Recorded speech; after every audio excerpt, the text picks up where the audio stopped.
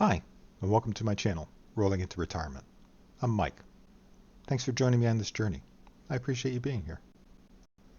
Today I wanted to go back to my dusty bookshelf to look at a game that unfortunately never got the love or attention that I thought it should have.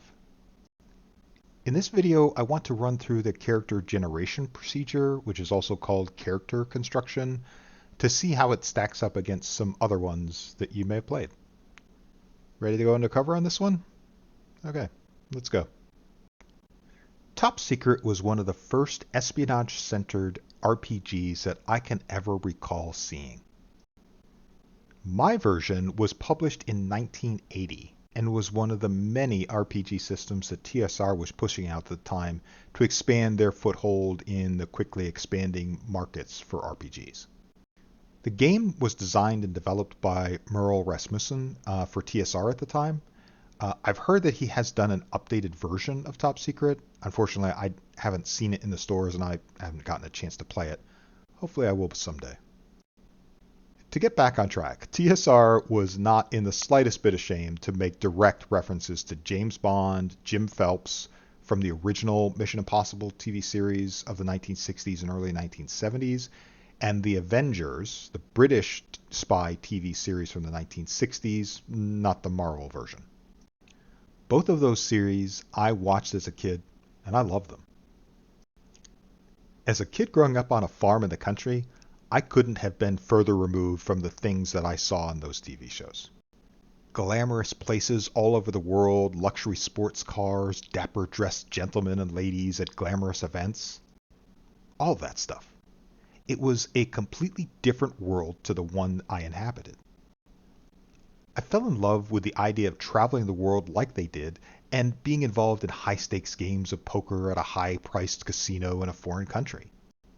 It let my mind wander to all the cool things out in the world and helped alleviate the amazing boredom of riding around with my father picking up bales of hay. This game is such a wonderful piece of gaming history and my gaming youth. I loved the theme of this game because it reminded me of the TV shows I was watching at the same time and allowed me to live out that fantasy.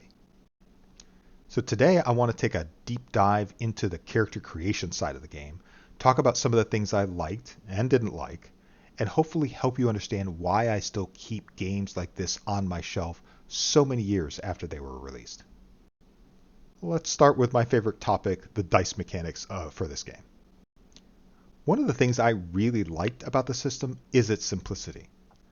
I don't have the original dice that came with the game system anymore, unfortunately, but my recollection is that it exclusively used D10s or 10-sided dice for all aspect of gameplay. The D10s can also be used to generate percentile rolls as well, so it was fairly simple. Okay, the first thing we need to figure out about our character are his characteristics. In Top Secret, these are called personal traits.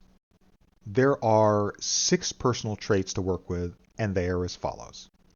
Physical strength, which measures the character's muscular strength. Charm, which is the character's ability to relate to other human beings. Willpower, the character's dedication and perseverance for a task. Courage, this is how the character reacts in dangerous situations. Knowledge, this deals with the character's general intelligence. And coordination. This deals with the character's manual dexterity and quickness. Since this game uses a percentile die or D100 system, I'm going to quickly roll up my character stats to see what kind of super agent I'm going to be. I'm excited to see what the stats tell me about my character. So, I get out 2 D10s and start rolling, and I get, for my physical strength, I roll a 22. Not a great start. For my charm, I roll an 11. Alright, I'm worried. For my willpower, I roll a 52. Okay, that's better. For my courage, I roll a 74. Okay, I like this roll. I feel like I'm recovering from a bad start. For my knowledge, I roll a 23. That is not the direction I was hoping to go with these rolls. And last but not least is coordination, where I roll a 12. That is a sad way to end this part. Ugh. All right. Wow. I rolled just about as bad as I could have in almost every personal trait. Normally I would bin a character that has this many bad stats, but since I'm doing this as an example, I think it may be good to see what we can make from this poor start. I'm going to be honest, this is not great. I'm going to see if I can make this work, but this guy is kind of a mess as a starting point. So my guy may have the courage of a lion and willpower of a marathon runner, but he's got all the charm of a cardboard box and the coordination of a block of wood. Perfect start. Thankfully, these rolls are modified based on the initial roll in order to give the character we are building some edges over regular NPCs that we might meet in the game. While I understand the idea of the modifier, I think it's an odd approach to doing personal traits. Why not just specify the range? In any event, let's add the modifiers to see what I get. Besides, I need some serious help for this guy. So the modifiers are based on the value of the initial roll, like I said, and scale downwards the higher your original roll was, eventually reaching a +0 modifier once you roll above a 90. I clearly don't need to worry about that here. So the modifier ranges are as follows. A roll of 0, 1 to 25 gives a +25 modifier. A roll of 26 to 50 gives a +15 modifier. A roll of 51 to 70 gives a +10 modifier. A roll of 71 to 90 gives a +5 modifier. And a 91 to 00 gives a +0 modifier. When I add these modifiers to my initial rolls, my new personal trait scores are now: physical strength is 22 original plus 25 equals 47. Charm, originally 11, plus 25 equals 36. Willpower, originally 52, plus 10 equals 62. Courage, originally 74, plus 5 equals 79. Knowledge, originally 23, plus 25 equals 48. And coordination, which was originally a 12, plus 25 equals 37. Okay, well, these modifiers helped somewhat since I rolled so crappy to start. Maybe my guy won't be as terrible as I thought. I mean, it's not great by any stretch of the imagination, but certainly not as horrible as he was at the beginning. Still not sold on this guy, but let's keep going to see what happens. There's another odd note in this section about lowering personal traits due to combat or injury. Not sure why it shows up here, but it does. It states that damage is taken as a percentage rather than as a straight subtraction of the damage value from the primary value. I won't get into that right here, but this is an interesting way to approach damage. So after we finish the primary personal trait values, we then move on to what the game terms as secondary personal traits. For these and the other traits to follow, all fractions are rounded up to the nearest whole number. We'll see how that works out for us. The secondary personal traits are offense, deception, evasion, deactivation, life level, and movement value. They are arrived at by doing some pretty simple calculations based on your original personal traits. This may get ugly for me, but let's see what we get here. So offense is defined as coordination plus courage divided by 2. This reflects the character's general combat ability. So that is 37 for my coordination and 79 for my courage, which equals 116, divided by 2 gives me 58. Only slightly above average. Next we have deception, which is courage plus charm divided by 2. This is used to bluff in fighting, but also in conversations. So my courage is 79, but my charm is 36, which totals 115, divided by 2 equals 57.5, but that's rounded up to be 58. Again, only slightly above average. Next we have evasion, which is charm and coordination divided by 2. This represents the character's ability to get out of trouble if his deception attempt fails. Wonderful. We're going to be using my dump stats here. So 36 plus 37 equals 73 divided by 2 equals 36.5, but that's rounded up to 37. I'm literally right back where I started with this. I'm about as evasive as a tank with no treads. Super. I'm sure this will all be fine. Next is deactivation. It uses knowledge plus coordination and is divided by 2. This represents the character's ability to deal with alarms, traps, and mechanisms or hidden mechanisms.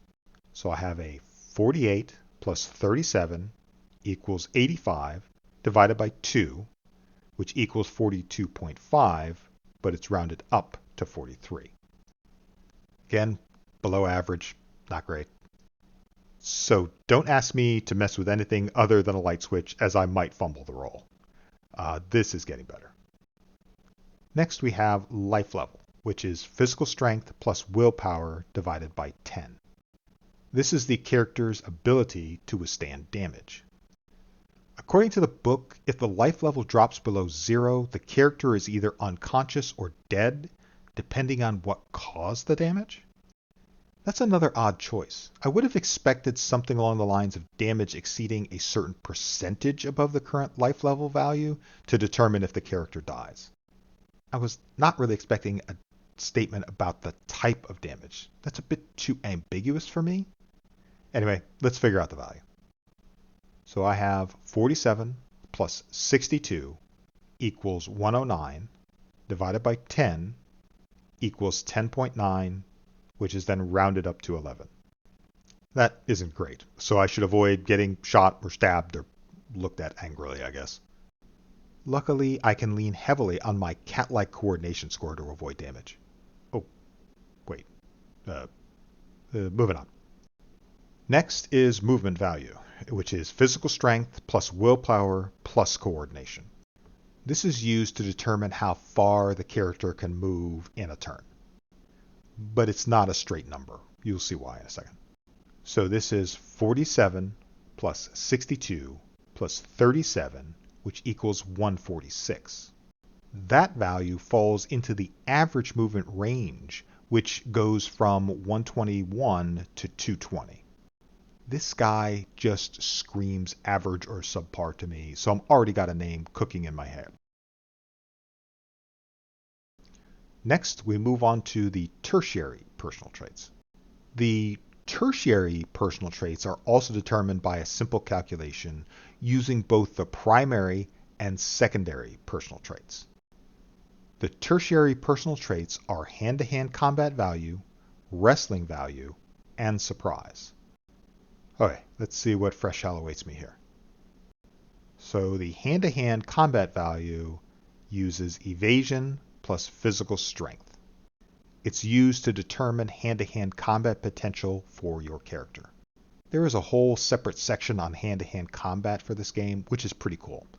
I'll talk about that system in a separate video since I think it deserves a little bit more attention. In any event, on to my hand-to-hand combat value. Using the stats I've already generated, I get 37 plus 47 equals 84. This isn't great since I wasn't working with good values to begin with for either of those stats, so it is slightly below average. Like I said, I want to do a separate video on combat, including hand-to-hand combat in the future, so I won't get into what this means too much at this time. The next is wrestling value, which is offense plus physical strength.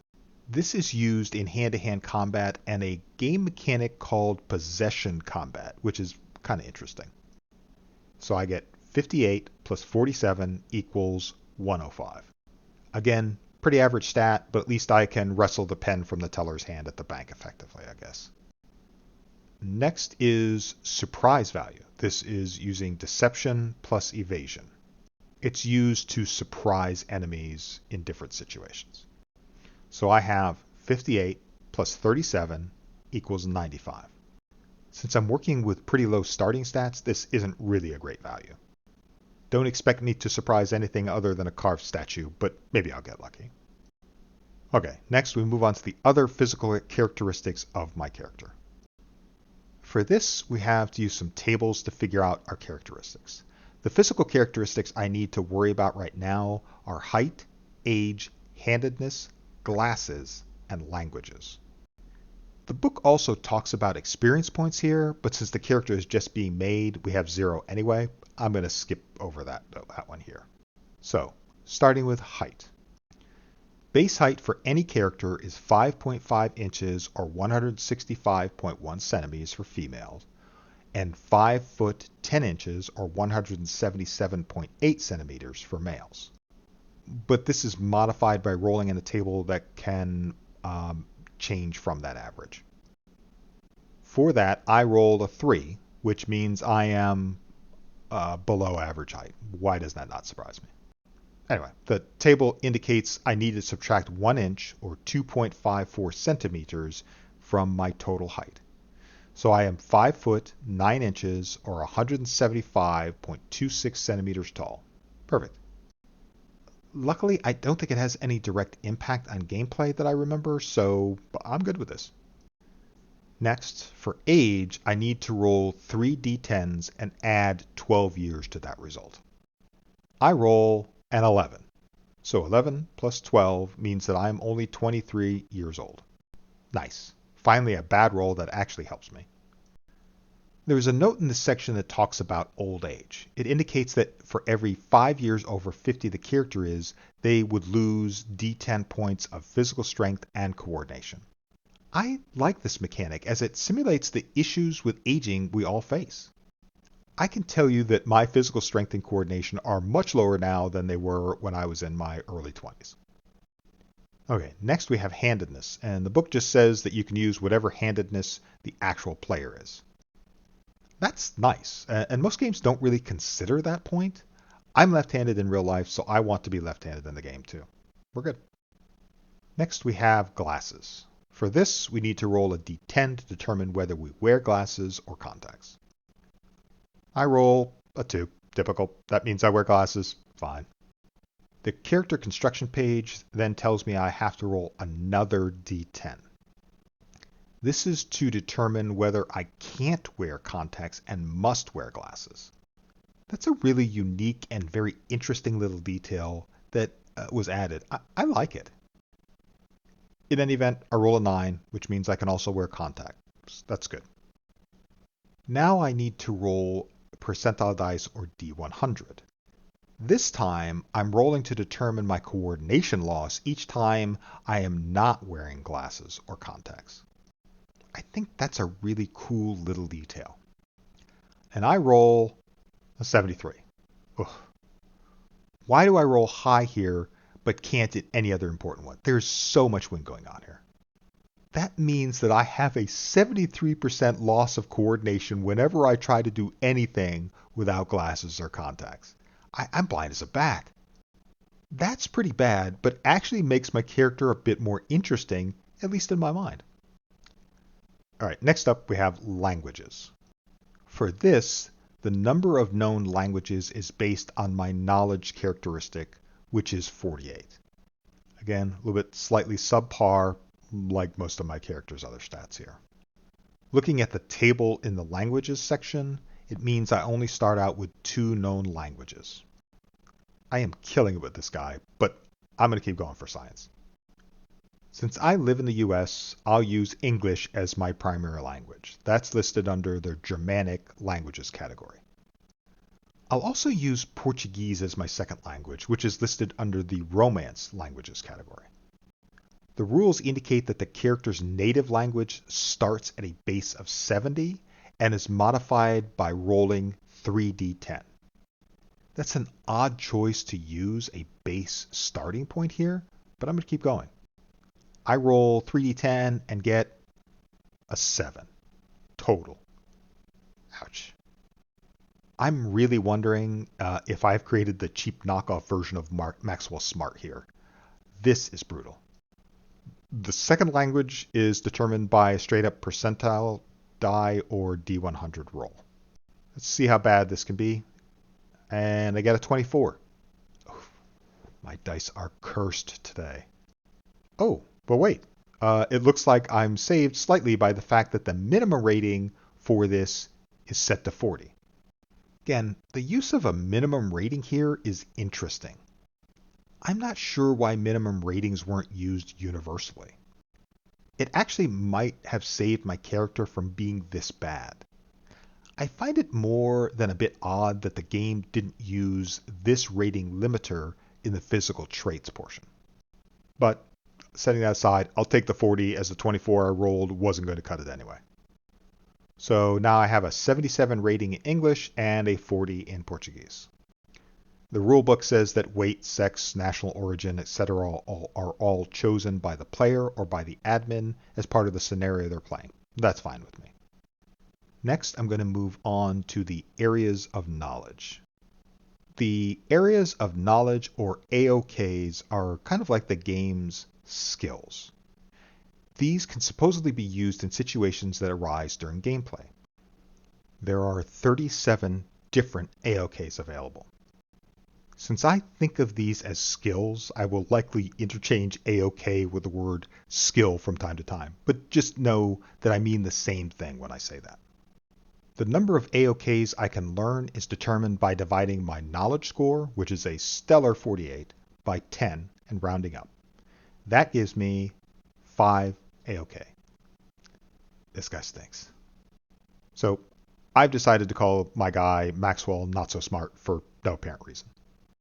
Anyway, let's rip the band-aid off and see what I end up with here. I run into another odd design decision here. I don't get to pick my AOKs. I need to roll them on a table using the percentile D100. There's just no option provided for me to just pick the skills, although I probably could have. Since I've been killing the rolls so far, I'm sure that I'll have loads of success here. So I get 5 rolls on the AOK table. Here goes. I roll a 65, which is political science and ideology. Seriously? What the heck does that have to do with being a spy? Odd start, but so typical for this guy so far. Next, I roll a 53, which is medicine and physiology. Okay, this guy's getting weird. Where did he go to school? With like his 77 English score, he must be a solid C student like me. How the heck did he learn about medicine? Now I'm kind of invested to see where this ends up. This is interesting. Next, I roll a 22, which is economics and finance. I'm not even sure what to say here. Maybe I taught home ec or something? Let's keep moving. We have 2 more to go. Next, I roll a 75, which is player's choice. Cool. Because I have no idea what this guy is actually good at or what all these skills actually mean or can do, I randomly pick geography skill from the table. I'm sure that this skill will be just as useful as all the other ones that he has so far. And last but not least, I roll a 13, which is botany? Of course it would be botany. I could kill a cactus with my green thumb, and now I'm a botanist. Moving on. Now I just need to look up the descriptions of these AOKs to give me some ideas on how they could be used in the game. This should be fun, right? Maybe it can provide me some inspiration for my character. Unfortunately, there aren't any descriptions that I can find in the core rulebook. So how do I know what these AOKs can be used for and what situations I can use them in? I simply don't know. That's really unfortunate, and it kind of makes the whole AOK process seem pointless and tacked on. Anyway, I need to move on here. The rulebook indicates that I need to roll the rating scores for each of these skills or AOKs. These rolls are again percentile or D100 like everything else. This should be interesting, especially since I have no idea what each of these skills do or what benefits they convey in the game. But I'm going to roll with it. That's a pun intended. There is also a modifier depending on how I roll, with 01 to 20 getting a plus 50 and 21 to 00 getting a plus 30. Again, that's a really odd choice for using modifiers here. We'll see what happens, but based on my die rolls so far, I know I'm going to need all the help I can get. Here goes nothing. For my political science ideology, I roll a 93, which gets a plus 30, so it equals 112. Are you freaking kidding me? The only 90 I get, and it has to be in political science that I don't even have a description for or know how to use. Like, what am I going to do? Debate the bad guys to death on the merits of mercantilism versus capitalism? Anyway, moving on. I roll a 34 for my medicine and physiology. Plus 30 gives me 64. This is more in line with my expectations for this character and his roles so far. But I still have no idea what this AOK does or can be used for, and I'm a bit vague on what exactly physiology is. Now imagine trying to figure out what this meant before the age of the internet and Google. I am so glad my parents had encyclopedias handy. For my economics and finance, I roll a 42 plus 30 equals 72.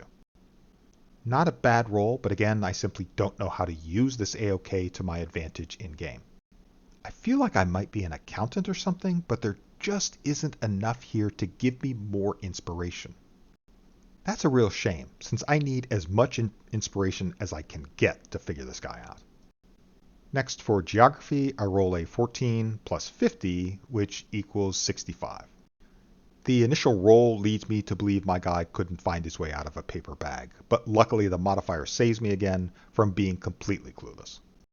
I know what geography is, but it would have been really useful to have a description of how this might be used in the game. I have ideas in my head, but I can't do anything with them right now.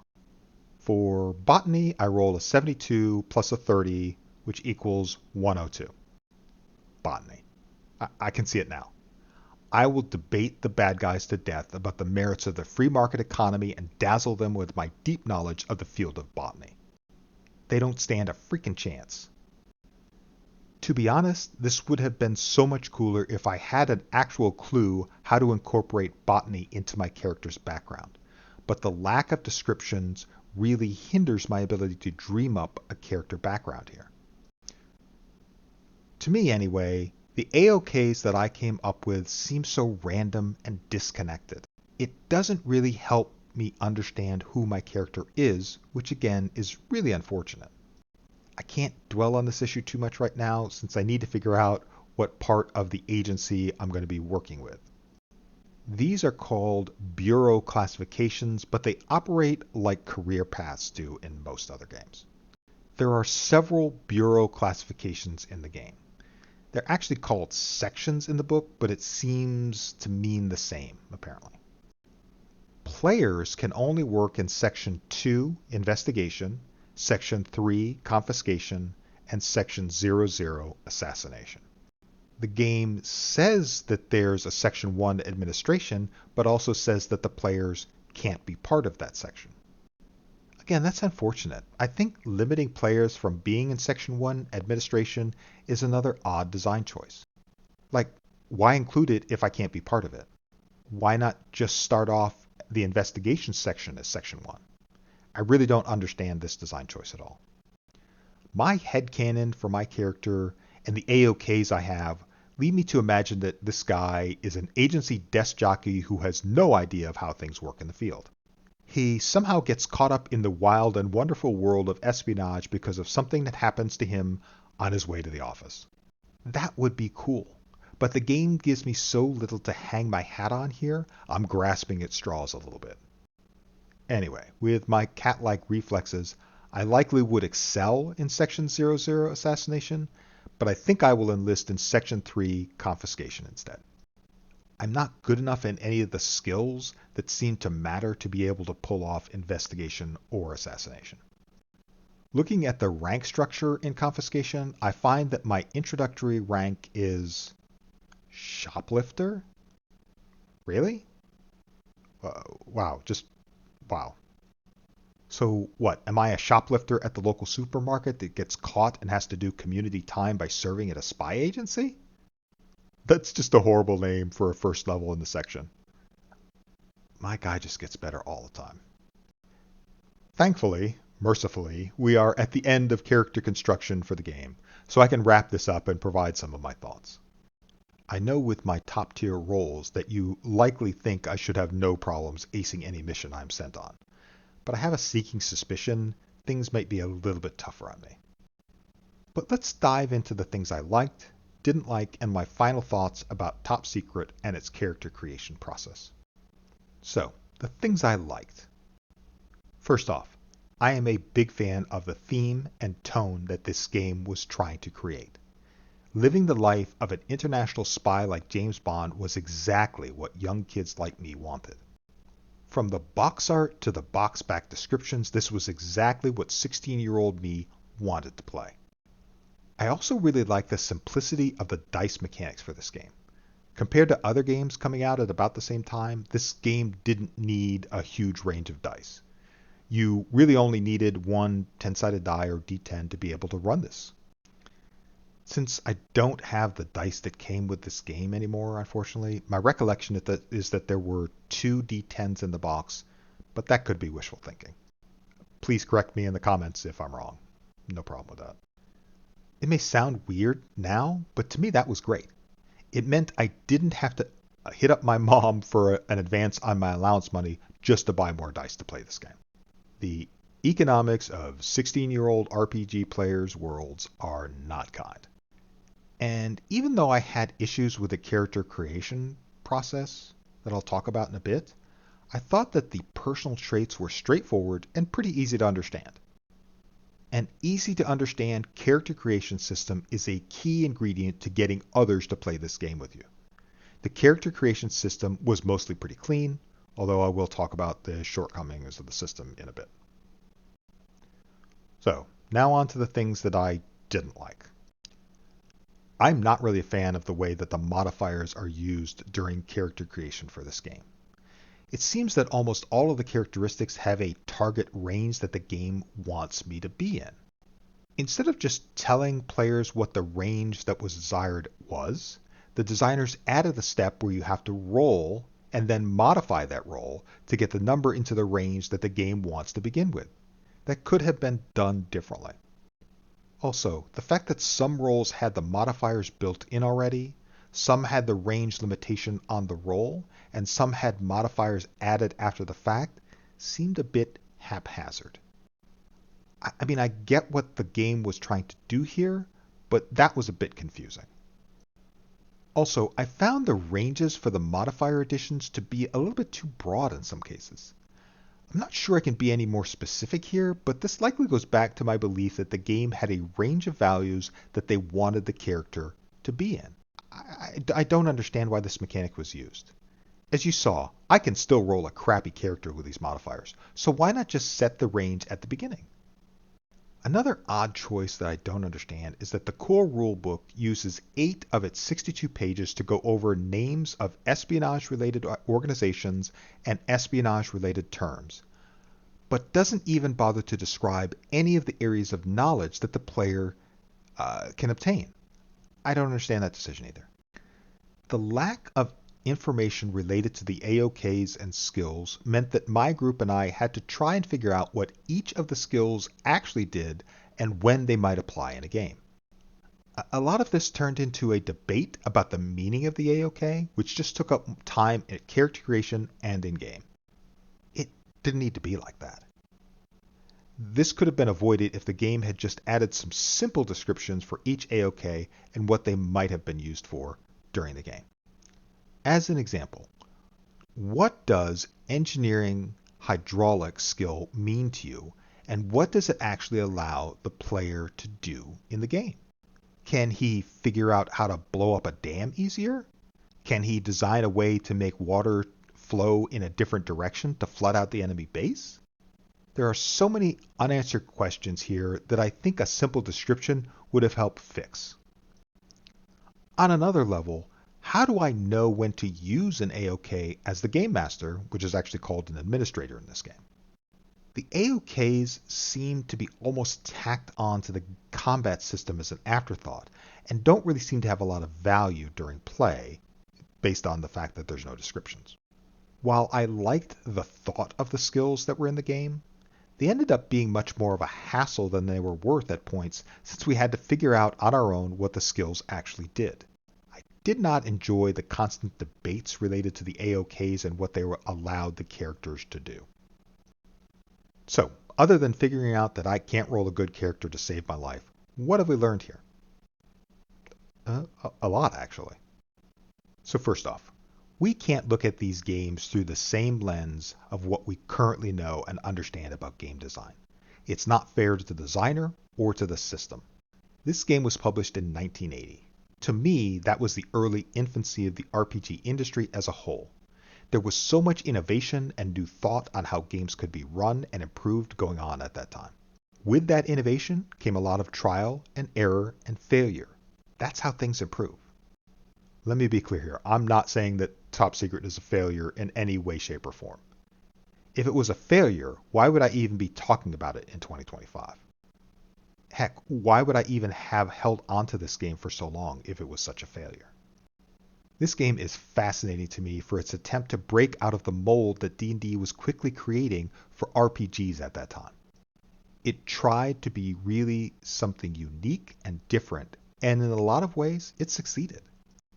As I said, it was the only espionage-focused RPG that came out during that time period that I'm aware of. I didn't talk about it in this video, but its use of a unique combat resolution system was unlike anything I had ever seen before, and I absolutely loved it, even with its flaws. The game went into depth with the weapons, providing one of the first hit location and damage severity charts I had seen at that time. It just added so much to the game from the DM/GM administrator side of things to clearly see what part had been hit and how severe it was. It allowed me to use that bit of mental energy where I was going to use it to describe what happened when the hit occurred on something else. Also, the game's unique and quite elegant hand-to-hand combat table is not something I've seen again.